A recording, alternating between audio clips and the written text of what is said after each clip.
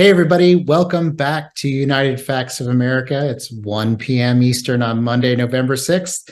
I'm Aaron Sharockman. I'm the executive director of PolitiFact here at the Poynter Institute for Media Studies based in sunny St. Petersburg, Florida. It's a little chilly today, but we're making do. If you're just joining us, this is our third annual United Facts of America. And for the first time, it's free, thanks to supporters like you. So we're excited to see as many of you as possible.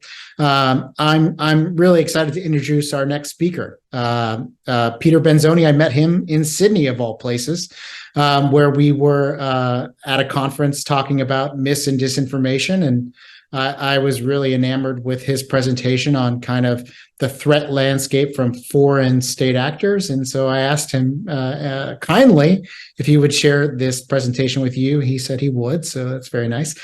Peter Benzoni is the investigative data and research analyst on the Alliance for Securing Democracy at the German Marshall Fund's Information Manipulation Team.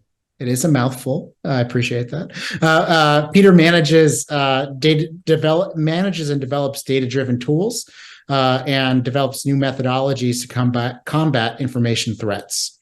In what you're about to see, I find it fascinating. It's one way in which state actors, and I think we're going to focus on Russia, are particularly trying to influence the U.S. media landscape and the narratives that we're seeing here as consumers of news. And they're doing it through what look like, sound like, smell like local news sites. And so these are things that might be in your hometown that might just trick you. And Peter's going to, help document and tell you about the problem. But he's also going to, I think, show you how you can kind of rat out the rats, so to speak, on your own terms. As always, we want to hear from you. If you're following us on YouTube, you can leave comments and questions for Peter, and then I will circle back at the end and we'll have a 15-minute or so chat about the presentation and questions you might have. But for now, Peter, over to you. Welcome to United Facts of America. Thank you so much for having me, Aaron. You stole my entire introduction, so I don't know what I'm supposed to lead in with here now. So I'm going to start for the first part of the half hour here talking about disinformation laundering and specifically how state media, the content from state media, can escape these bans that places like the EU have placed on them to gain authenticity, pretending to be these sort of local news sources. I do believe in disclosing one's funding. So we're funded, this project specifically is funded by the European Media and Information Fund and administered by the Gulbenkian Foundation. So with that said, let's go right into it. Awesome. All right. So first of all, you guys may have heard there is a war going on in Ukraine right now. With how much coverage another war is getting, you might have forgotten. But going back to that timeline of the war in Ukraine, immediately after the Russia invades Ukraine, you have this wave of bans in the EU, the UK, and through a knock-on effect, Singapore, where RT, Sputnik, and a whole bunch of these other Russian state media news outlets are banned both on the internet and on the airwaves.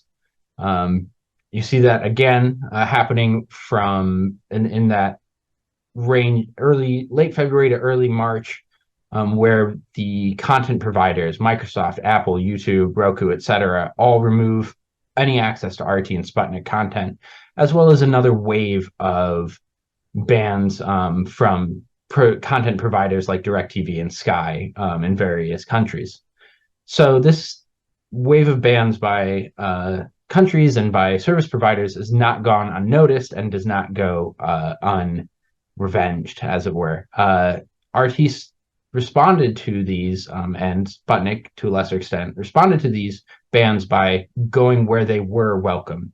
So you started to see RT creating accounts and gaining followers on alternative platforms like Gab, Odyssey, and Rumble, as well as starting up local or regional news networks, RT Balkan and RT Hindi, for in the Balkans and India, respectively. And they were ultimately very successful in this. Their Arabic and Spanish language news grew by 160% and 25% respectively. And you also saw them moving to more short form video, a la like a TikTok. And ultimately, this was very successful, focusing on those locations. But now that we've gotten that context, let's get back into information laundering and talking about what it is. So, information laundering is more or less the same process by which information laundering happens anywhere else, or laundering happens anywhere else. Basically, a piece of information is placed. It is then integrated into the media ecosystem, just like it would with money, and it is ultimately laundered or placed into the legitimated ecosystem. So you're able to go from having a false or misleading piece of information from a less credible, such as a state news source, into a more credible source, such as CBS News, and we'll see a little bit more about that here. So, for stage one, you want to place illicit information into the information ecosystem. As I said, the three layers of information laundering are placement, layering, and integration. So in 1983, a KGB operation planted this story in a small Soviet-funded, although it was not revealed till later that it was Soviet-funded, New Delhi paper that the U.S. manufactured HIV at a biological research facility in Fort Detrick, Maryland. And if you know anything about modern conspiracy theories, that may be a familiar place to you. So then the next thing that happens is stage two. After you place this information, launderers will then muddle the trail of information to obfuscate where that information originated.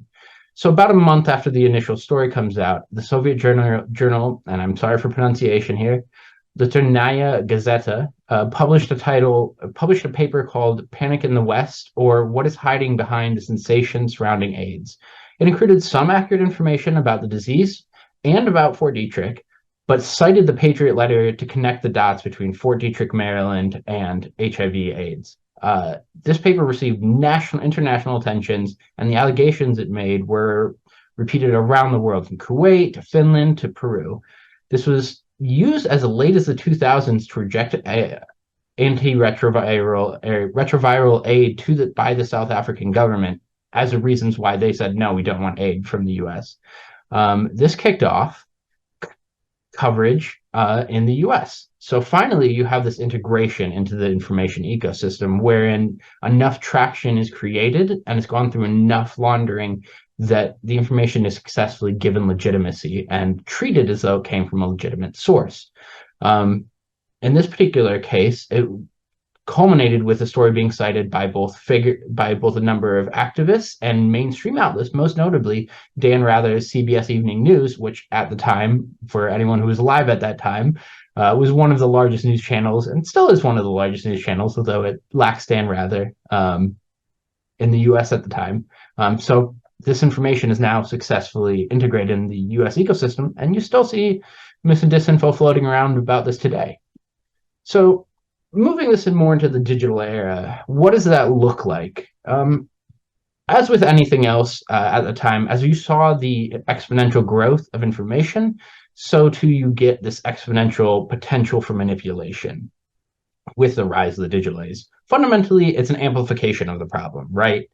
Information moves faster, it reaches a wider audience, and it generally, because of how much is there and how many different places are giving you information, can escape scrutiny, just due to that sheer volume. So in this particular case, or this case study, Deutsche Welle, which is a relatively reliable newspaper in Germany, placed this quote, which it debunked, to be clear, about from the Russian Defense Ministry saying, hey, we think the U.S. is testing biological weapons. This story went on and debunked that story.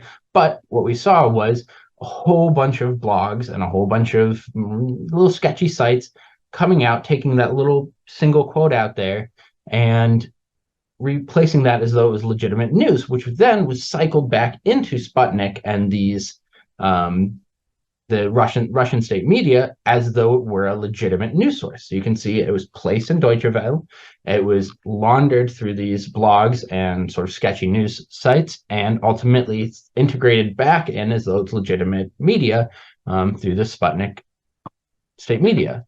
So fundamentally, in today's digital ecosystem, you end up with these chains of citations where one site sources another, which sources another, cites another one, leading to this cascade effect. It can create a lot of confusion around where information originally originates from, and it makes it hard to trace the authenticity of facts. In some cases, this confusion is able to be exploited and result in the intentional obfuscation of the true starting point of information. So therefore, we have to be very cognizant of the tactics used to hide these information and realize that it's used to make this disinformation appear more credible or to avoid accountability. Because this tracing process is so complex and the effort to find the original source is so cumbersome and ultimately doesn't pay off a lot of the time with anything interesting. Finally, I think it's worth talking about the cheap digital publishing that the internet has allowed. It takes $20 and a WordPress subscription to spin up a website these days. So it's extremely easy to anonymously publish and amplify disinformation at scale. You're able to create huge networks of websites where you can get the same false narratives repeated over and over and over. And that gives the illusion of consensus and legitimacy. Ultimately, the anonymity is part of the problem here. You can't say, oh, this information is being created by, we'll say, Aaron Sharockman, and then hold that person to account. None of these people have traceable identities. There's no way to hold them to account for what they're saying. So let's dig into part 2, how content actually gets around these bans. So there's sort of 3 methods by which these content from state media will get into the eyes and ears of viewers.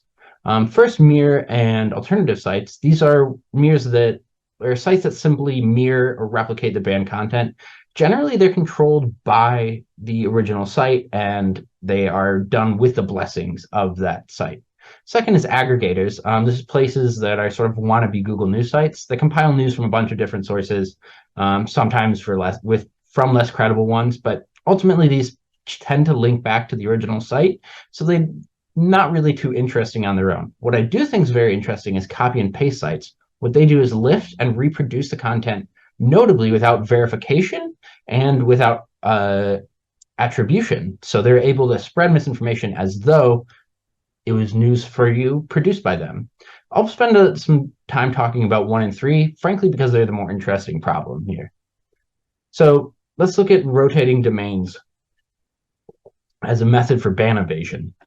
And you can, if you want to read this full report, there's that ISD link at the bottom there. But bad actors, as they're banned from platforms as they are downranked by Google, will frequently rotate their domain names to bypass whatever digital barriers that they encounter.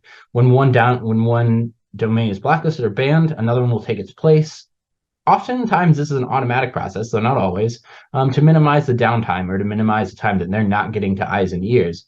This is sort of akin to a game of digital whack-a-mole when you're working on these platforms. This allows them to have a persistent online presence while rotating through these domains. And you can see this happening in real time with these domains from actualidad.rt.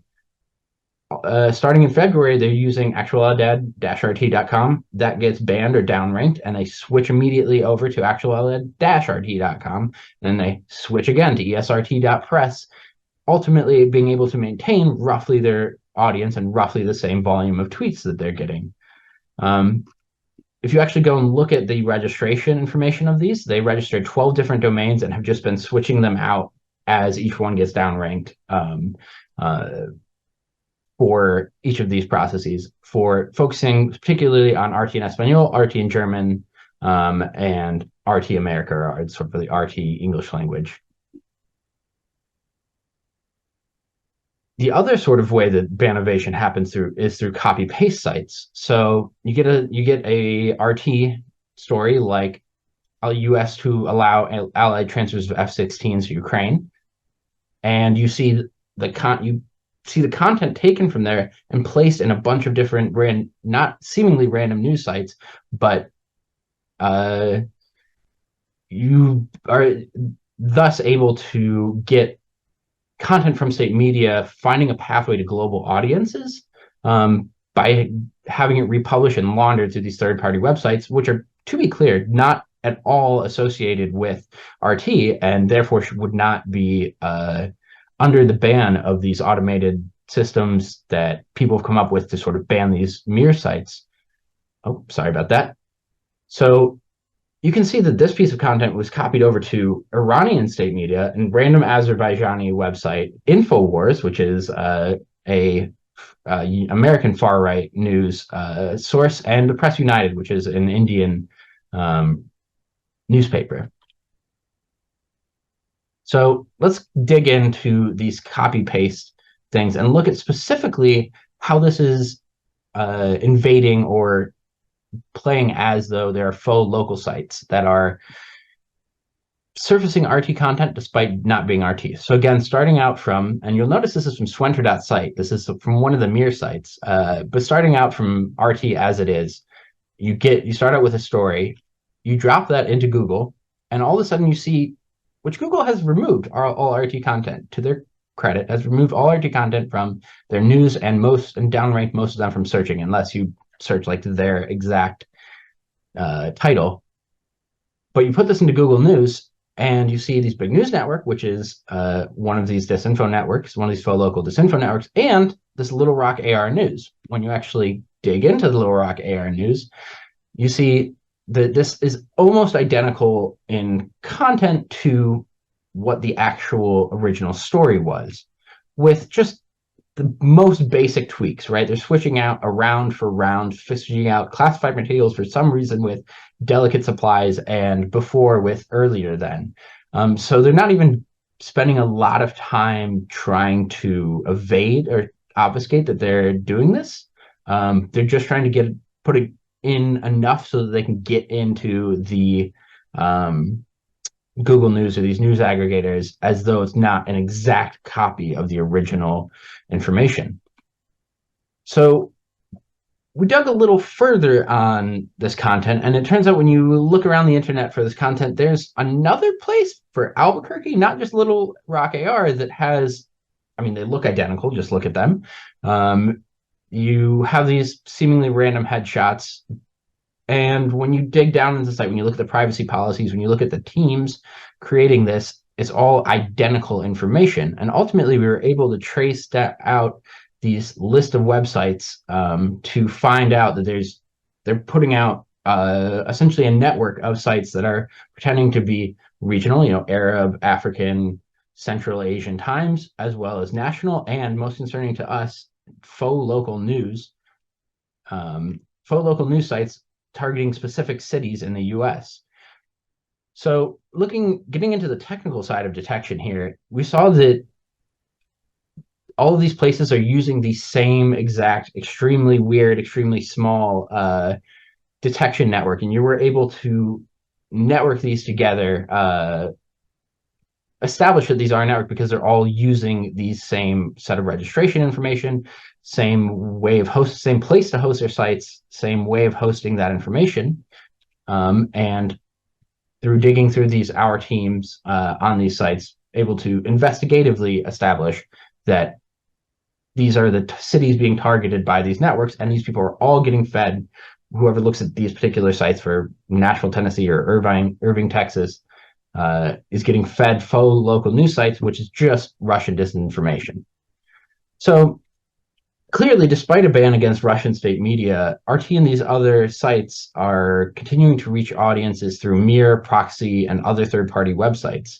The question then becomes, how do you detect these sites without having to spend a lot of time investigating them and trying to uncover these manipulation networks? So what do we do about it? This is what we've come up with. This is not the only way to deal with it, but we created something called the Disinformation Laundromat And what that does is try and discover linkages between two or more websites using both content matching and web forensic techniques. So the way that the laundromat tool works is two different ways leading into one matching. So the first is lead generation. You enter a piece of content and it'll find a website. It'll find websites that are reposting the same or very similar content. The second is web forensics. So you grab a website like littlerockarnews.com and it parses the DOM, the sort of the code of the website, to try and find unique and telltale features like the Google IDs that they use or any crypto wallets. It also grabs information like who's serving that website, the IP information, who is information, etc. You're then able to take both of these, both content and web forensic information, and match them against other sites that we've trawled to get potential matches, and which analyst is able to investigate and see what overlapping indicators there are between these query domains and the existing corpus that we have. So ultimately, we decided because there's so many different ways you can do this, that you need to come up with a way of sorting the evidence. And the idea here being that there's different quality of evidence, right? There's the smoking gun where there's hearsay, right? So what we try to do is sort these into tiers between smoking gun and hearsay. So these tier one conclusive indicators that we generate are really, these sites are probably linked to each other if they share this information, like an AdSense ID or a crypto wallet ID, a multi-domain certificate. When you get down into that tertiary things where they're just using the same way of building their websites, or they're using the same CSS classes, or a highly similar sitemap, it's not enough to say that these places are linked, but it is enough to say, hey, this is a little weird if these match, you know? This is worthy of more investigation. So I invite you guys to all try this out yourself. I will be pulling this up in a second, but while I'll give you a second to pull this up, it is www.disinfo.id.com. This is an pre-alpha version of the site. So if it's a little slow or it acts weird, I'm sorry. That's the way it is with pre-alpha tools. If you are interested in contributing or either your technical expertise or suspect domains, it's an open source tool, so please reach out to me. But let me show you how this process actually works. So here is a news article from RT from September about Ukrainians blaming Zelensky for corruption. We dropped that title into the Disinformation laundromat tool, and we're able to see, okay, as you'd expect, this pops up a bunch of times on rt.com, but you can also see swenter.site. This is one of those mirror sites that we mentioned, and any sites that have been associated with any sort of state media will have this blue icon here. You also see that swenter.site pop up. And again, this is run through your sort of basic search engines. But there's also these faux local news and these faux local news sites, that Azerbaijan 24. But I think more interesting to me, the Irish Sun. This is, and when you actually open this up, you can see that this is the exact content. Nearly 8 in 10 citizens believe this country's president is directly responsible. Nearly 8 in 10 citizens believe this country's president is directly responsible for rampant graft. So you can see that an apparently Irish Sun is reposting RT content as though it were information relevant to Irish citizens. You can then take information, you can take this domain name, I'll just copy it here, drop it into the fingerprinting tool, and yes, I'll make a button that does this. It will fingerprint that domain and give you all the information about that domain, which you can then use to compare against sort of other domains in the same network. Right now, I've blocked off that matching feature because we don't know how to deal with people using this for nefarious purposes. So until we figure that out, the matching technique, or the matching part of it, will be left out. So moving on, it's worth talking about the future detection challenges that we face with AI and with disinformation laundering.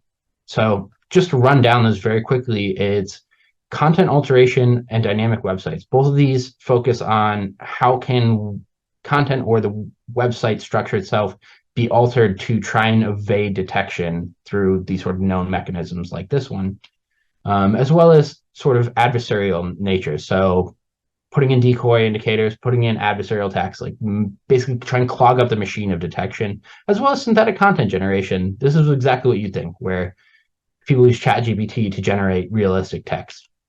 What I think is interesting is that the challenges present themselves opportunities to learn from and to tackle those problems. So when you're creating a website, fundamentally you have to build it. You can't obviously change the structure too much without fundamentally changing how the website works. So by learning sort of the ways in which these sites do alter their DOM trees, you're able to tackle the problem of dynamic websites. Similarly, in the case of these decoy or adversarial indicators, we're able to try and detect new indicators as they arise, ultimately, often as a result of the attempts to evade websites themselves, because a decoy indicator is itself still kind of an indicator. Finally, there's this clustering classification problem where you're able to say, hey, I think that there's these 10 websites that are all pretty similar to each other, 7 of which we've identified as Russian state media or generating content from Russian state media. Here's my new website. It doesn't quite match any of these with those IDs, but it does cluster in almost every other way with these other websites. There's also more textual challenges, specifically with there's not a great way right now to detect translated information. So if somebody puts in, anyone who's ever read Al Jazeera in Arabic versus Al Jazeera in English knows that the coverage is very different between those two sites. So when translated content comes in, it can be very hard to detect. But as you use a technique like word embedding, you're able to detect the relative meanings of word and their placement within documents to create a content fingerprint that's detectable even through transformations that something like LLMs or ChatGPT can use to try and evade that, to create a fingerprint that you can say, hey, I think that this content is 90% similar to that. So Patrick Chester is actually doing a lot of work on this for Chinese state information over at UC San Diego. So I encourage you to look at his work if you're interested in this specifically. So thank you guys for having me. I'm looking forward to the information or to the interview part of this, but for sitting through this, here's a nice meme about on the internet, no one knows your disinformation laundering operation. Thank you, Peter. That was really interesting. I want to start, remind folks, if you have questions for Peter, you can put them in the YouTube chat and we'll get them here. I want to start with a question about the website like Little Rock News AR. If you went to that website, does it even try to be a local news website, or is it basically just trying to use Little Rock as a way to get people in, and then the rest of it is just junk, or like are they creating faux local content? That varies. Largely, no, they're not trying to. There are places that do generate some of their own home baked content, though that tends to be a little bit higher effort. And so they tend to go through the effort of laundering a little bit harder. So NewsGuard has done some research on this where there's AI generated news stories, and you'll see that.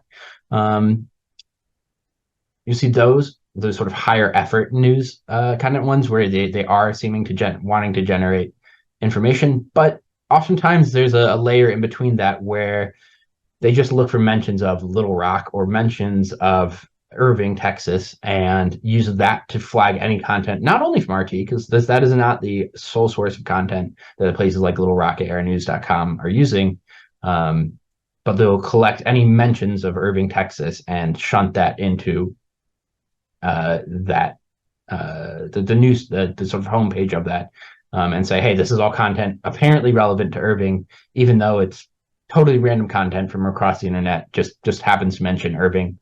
Oftentimes it's not even Irving, Texas, or not Little Rock. It's like someone said Little and Rock next to each other. Like, hey, I found a Little Rock. And that ends up on these websites. You can end up with some very silly news stories out of these. Yeah. I also wonder if have social media companies, Google, the platforms, have they caught on to this, and are they seemingly trying to react to keep up with the pace of information? To some extent, yes. To some extent, no. They have sort of caught on to the idea that people will copy each other's content and repost it, right? They are interested in not having repeated content that is the exact same content over and over again. But the relative newness of these networks and the relatively little stink that's been made about them has largely not been gone unnoticed or intervention, but it really is not a small effect. So we recently did a study for the UK's Ofcom, the Office of Communications, and we found that the single biggest source of Russian state media content coming into UK consumers was through these faux local news networks, specifically the Big News Network. They far and above any other state media, Russian state media content that UK consumers are receiving. So it is a huge problem, and no, there hasn't been a lot done to fix it. I will say Google does a little bit better than Microsoft Bing, but it isn't. It's 30% not better, not 90% better. Got it. Have in this kind of area, have any of the narratives that have started from an RT or a Sputnik kind of broke through to, I won't say mainstream media, but kind of like have elevated to kind of maybe partisan media, or where like they've gone past the, like you might see them to, you probably saw them? I'd say largely no, because it's not really the model that these faux local news sites are looking to create. They're trying to make their $50 a month or $100 a month on advertising on those sites, and they don't really care to know whether or not there's reporting based off of it. I think the question you're asking reflects a idea of the newsroom of trying to create clout, or trying to have your information that you create be disseminated and you be attributed, right? And I don't think that these sites are interested in the same way in being attributed. In fact, it's to their interest if they go undetected, right? So let them work for longer. Yeah. Thanks for that. I'm curious, we're coming up in an election year, obviously. We're about a year from the presidential election exactly. Do you sense or think that these type of techniques will increase as we get closer to the election, and maybe, or how will they change or modify, or frankly, even bigger picture, what is Russia trying to do by getting these words in front of as many people as possible? I don't know if I'm qualified to talk about the specific goals of Russia in regards to the 2024 election. I'd say refer to the people who did that research for the 2020 election. They'll have a much better idea than I can. But I can talk about the techniques and the sort of volume by which this content will get to your eyeballs. And I do think it's going to be massively larger. And I do think you're going to see a lot of more non-state entrants into this field, largely because tools like ChatGPT and these other large language models have drastically lowered the barrier to entry, which was already quite low, but drastically lowered the barrier to entry to creating more or less, as it stands, undetectable news networks to disseminate the information of whatever political point you want to make, be that Russian state media or be that a partisan political point. So yeah, I think this is going to be a bigger and bigger problem. And I do think that it's extremely useful when you have a partisan position, or the position of a state like Russia, which is not necessarily popular with the masses, to be able to manufacture a way of putting that out to the world as though it were neutral or largely neutral information, because you're not able to then be called out as saying, oh, you're posting content from RT, which everyone knows is Russian state media. Instead, you post a story from Little Rock AR News, which is apparently a legitimate news source. So you're able to borrow the legitimacy of sort of local news sites to make a point that you could not otherwise make without being called out for it. So I think you're going to see a huge increase in volume, and I think you're going to see a huge increase in the types of people using these dissemination networks. Yeah, it's really interesting. I mean, I think from the perspective of PolitiFact and fact checking, this kind of throw everything at the wall mentality, Yeah. uh, it creates this space, I think, on the internet where people can say, I don't know what to believe, so I'll just believe whatever I think I believe what I want to believe, right? And the internet will support me in whatever that belief is. And so this kind of like um, this just kind of huge swell of garbage that lives on the internet today just lets a viewer, voter, reader kind of say, well, everything's wrong or whatever. And so it creates this kind of weird space. I think it's really, frankly, it's the 2020 election was kind of that for me, whereas 2016 was kind of like, I thought I believed everything that was on the internet election. So like, oh yeah, the Pope endorsed Donald Trump. Great. Okay, good news. And now 2020 is kind of the election of like, I don't believe anything, so I believe I can't believe anything I see, so I just believe what I want to believe. I think 2024, I'm not quite sure where we're headed, but I don't think we're heading in a necessarily much better way. One of our viewers wants to talk about journalists. And I think in your first example, you showed how the story was planted about the U.S. government creating the AIDS virus, HIV, and then it eventually spreads in some way to mainstream media, right? So basically, the laundering works to a point. I guess how can we? So how can a citizen, if journalists are getting this stuff wrong and could get this stuff wrong, this is obviously a really tough thing for a citizen who's being bombarded with information, doesn't have OSINT skills or like deep research skills.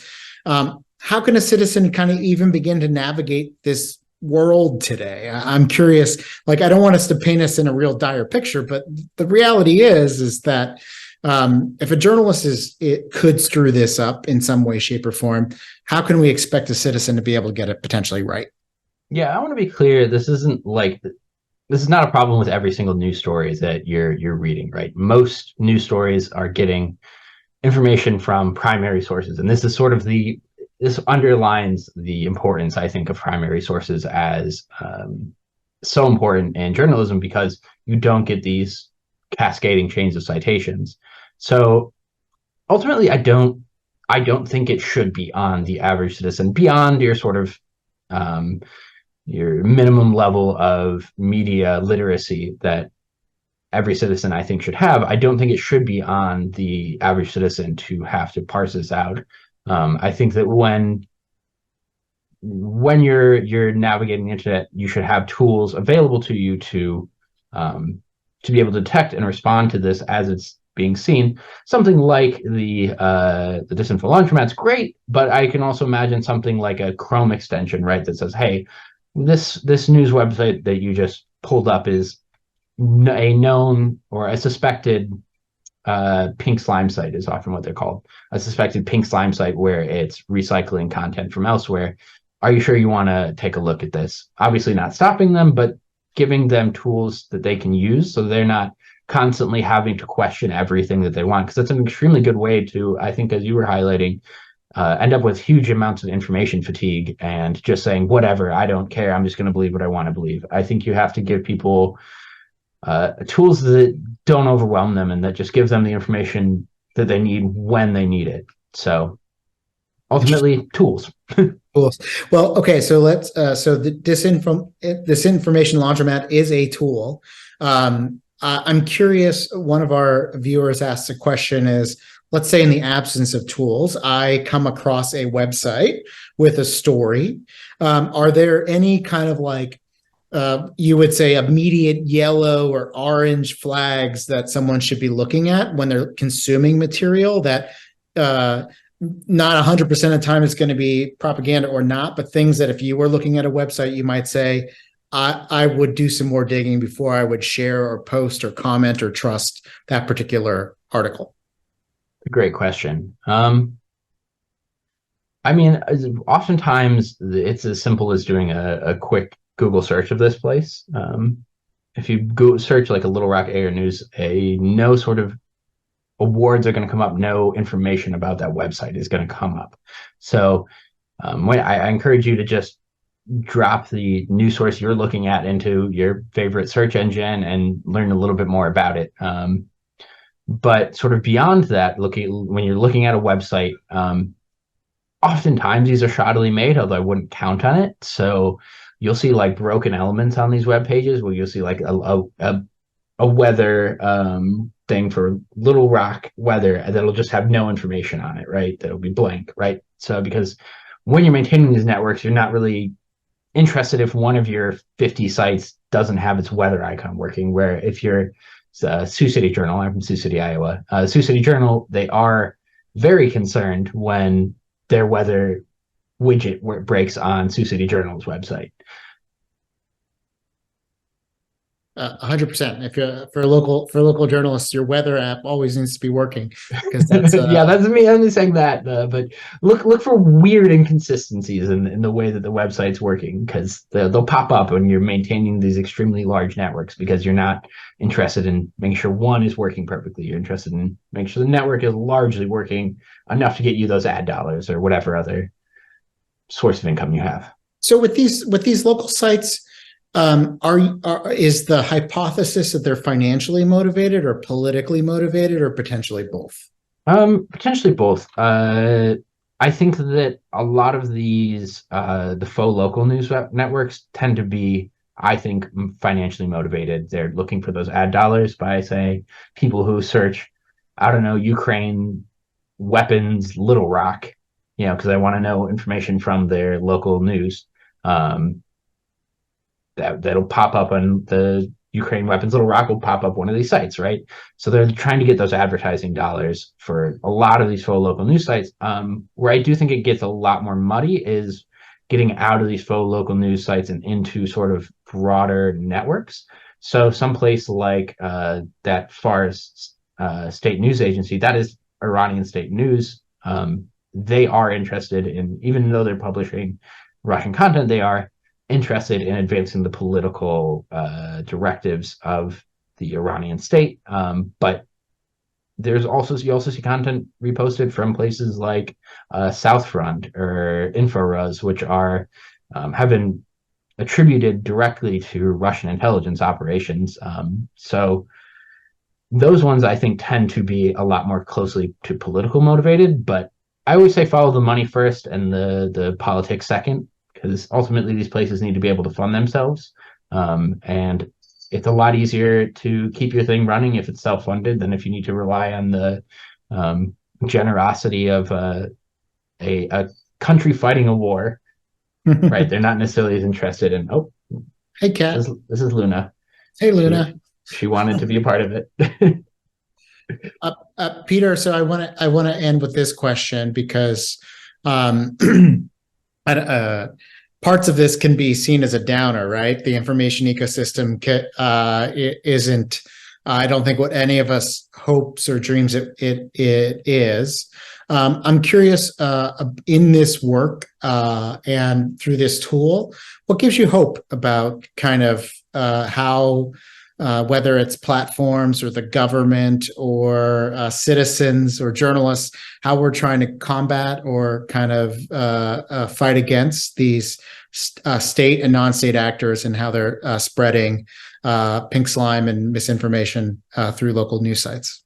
Yeah, I think that's a very easy question for me, which is the communities that have developed out of a result of these. I think everyone recognizes the problems that are happening, that there's sort of this deluge of information and this deluge of bad information, whether it be mis and disinformation or just sort of manipulated correct information.